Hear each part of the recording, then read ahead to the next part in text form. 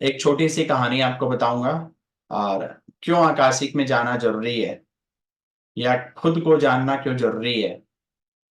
तो शुरुआत एक छोटी सी आपसे कहानी है। राजस्थान की एक संत वाणी के अंतर्गत है ये कहानी। नाथ परंपरा में ये कहानी बहुत बताई जाती है। तो दो चीजें हैं जो हमें संसार में बांध के रखती है बहुत गहराई से।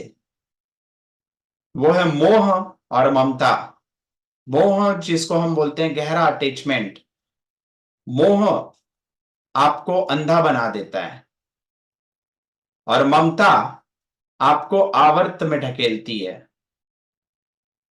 मोह जो होता है ना, दो प्रकार का होता है। एक इंद्रिय जनित मोह, काम के द्वारा, क्रोध के द्वारा, मत के द्वारा। आप जब क्रोध से अंधे होते हैं तो आपको कुछ नहीं दिखाई देता, जब आप काम से अंधे होते हैं तब आपको कुछ नहीं दिखाई देता। तो मोह हमें अंधा बना देता है। और दूसरा है अज्ञानता जनित मोह। जब हमारे पास कोई ज्ञान नहीं होता तब भी हम मोह में आ जाते हैं। ज्ञान बोलने से इंद्रिय जनित ज्ञान नहीं जो किताबों से पढ़ के जाना गया, वो ज्ञान जो खुद के द्वारा जाना गया। जब आप वो जानते हो तभी आप मोह की खाई को पार कर सकते हैं। मोह को हमेशा खाई के रूप में बताया जाता है, गर्त के रूप में। और ममता को आवर्त के रूप में। आवर्त बोलने से अगर रेगिस्तान में आप चले और बार बार पानी दिखता है, मृग मरीचिका, और आप आगे बढ़ते चलते हैं जिसका कोई ठोर नहीं है, जैसे भंवर में जल में आप फंस जाएं और मुक्त नहीं हो सकते, तो ममता वो आवर्त है। इसी से जुड़ी एक कहानी है। राजस्थान पे एक छोटा सा किसान अपने खेत पे काम करते रहता है और गर्मी का वक्त रहता है, दोपहर का। उसके हल चलाते रहता है, हाथ पे बाजरे की रोटी होती है और प्याज। एक लोअर गरीब घर का किसान था। तो मस्ती में वो बाजरे की रोटी और प्याज खाते हुए चलते रहता है। तो वहीं से एक संत गुजरते हैं, बहुत सिद्ध पुरुष गुजरते हैं। तो जब वो संत को देखता है तो दूर से ही प्रणाम करता है और बोलता है, बाबा भूख लगी है। वो संत खुश होते हैं उसका ये वचन सुन के और बोलते हैं कि हाँ बेटा, बहुत भूख लगी है। तो वो बोलता है कि वो पेड़ के पास जाओ, वहां पे टिफिन पे और दो बाजरे की रोटी और दो प्याज है, वो आप ले लो। तो बाबा जाते हैं और बाजरे की वो रोटी प्याज खाते हैं और मन में बहुत प्रसन्न होते हैं कि इसने सच्चे हृदय से मतलब मुझे भोजन कराया, तो इसका जरूर कल्याण होना चाहिए, मैं इसकी आत्मा का कल्याण करूंगा। तो उस भावना से बाबा उसके पास जाते हैं और बोलते हैं कि बेटा चल, तेरे को मैं तीर्थ लेके चलता हूं। कुंभ स्नान का मुहूर्त है, वहां से तेरा उद्धार होगा।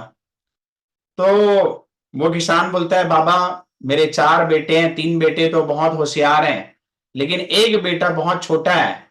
तो ये हल वल मुझे उसके लिए चराना पड़ता है, इसलिए मैं छोड़ के नहीं जा सकता। मेरे छोटे बेटे का मुझे बहुत ख्याल रखना रहता है। तो बाबा बोलते हैं ठीक है, तो अगली बार मैं जब आऊंगा तब चलना। तो किसान बोलता है ठीक है बाबा, अब एक दो साल बाद जब आए मैं चलूंगा।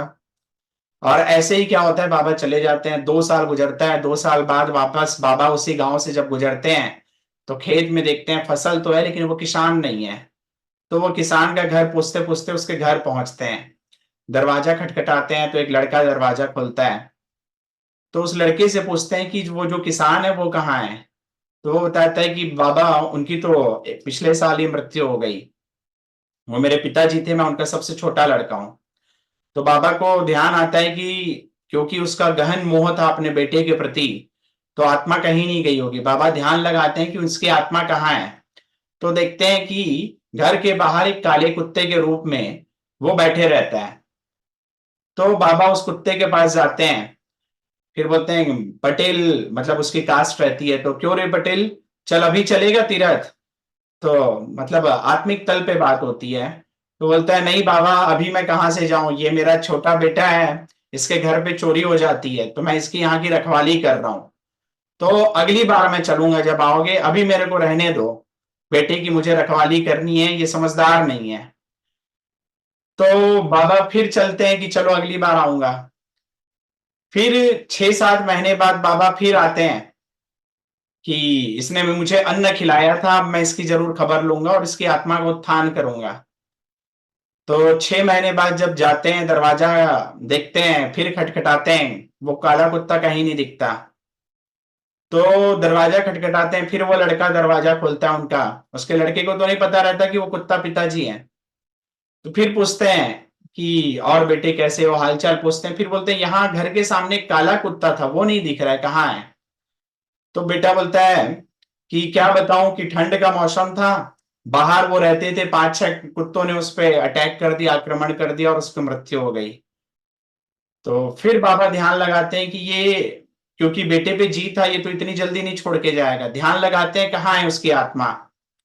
तो देखते हैं कि घर के बाहर नाली में एक मेंढक रहता है। तो वो मेंढक योनि में आ जाता है। अब फिर वो उसके पास जाते हैं और फिर बोलते हैं, पटेल अब चलेगा? तो फिर वो बोलता है, बाबा मेरा छोटा सा बेटा है, अभी अभी इसकी शादी हुई है, तो थोड़ा मैं चाहता हूं मेरे पोते पोती को देख लूं और फिर जाऊंगा। तो बाबा बोलते हैं ठीक है, अगली बार आऊंगा। और फिर वो चल पड़ते हैं। और इसी दरमियान क्या घटना होती है, वो जो मेंढक रहता है नाली पे ही रहता है, एक बार नाली जाम होती है और बेटा क्या करता है, नाली साफ करने के लिए बांस की लकड़ी सीधा नाली पे घुसाता है। तो उसकी दोनों आंखें फूट जाती है, वो मेंढक अंधा हो जाता है।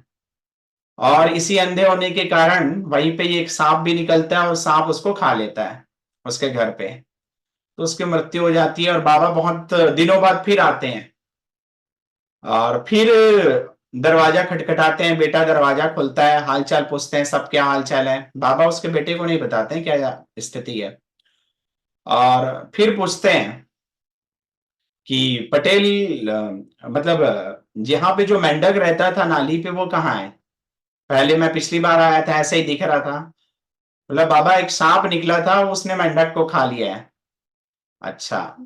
तो फिर बाबा ध्यान लगाते हैं कि ये पटेल की आत्मा कहाँ है।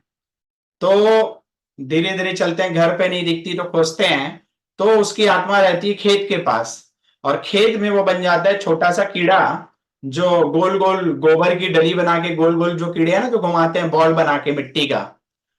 तो उसको पूछते हैं, पटेल क्या कर रहा है ये? तो बोले बाबा मेरे छोटा सा बेटा है, बंटवारा हुआ है, तो उसको जो जमीन मिली है वो उपजाऊ नहीं है, तो मैं उसको उपजाऊ कर रहा हूं।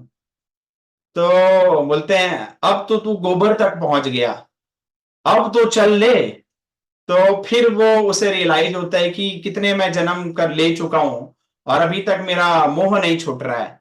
ये जो मोह है मुझे गर्त पे ले जाते जा रहा है। कहाँ मनुष्य योनि में था, फिर वहां से कुत्ता बना, कुत्ता से मेंढक, और अब ये कीड़े में बन गया हूं।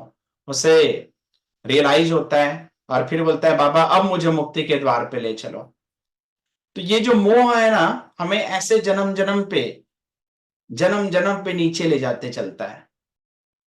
तो देखिए आपकी कैसे मोह हमें जन्म जन्म के गहराइयों और खाइयों पर ले जाता है।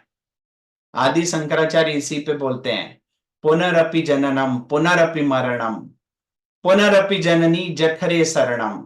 फिर से जन्म, फिर से मृत्यु, फिर से मां के गर्भ में, फिर से वही योनि प्राप्त करना।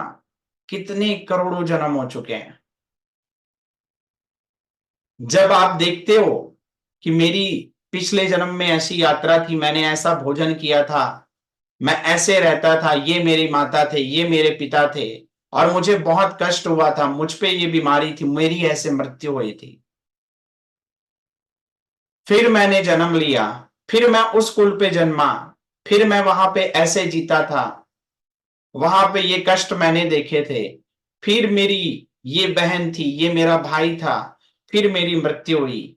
ऐसे करके एक नहीं, दो नहीं, 10 नहीं, 20 नहीं, 100 नहीं, लाखों जन्म हम ले चुके हैं। ये जो भंवर चलते चल रहा है, इसको अगर नहीं देखोगे, अभी नहीं जागोगे, तो कभी नहीं जागोगे।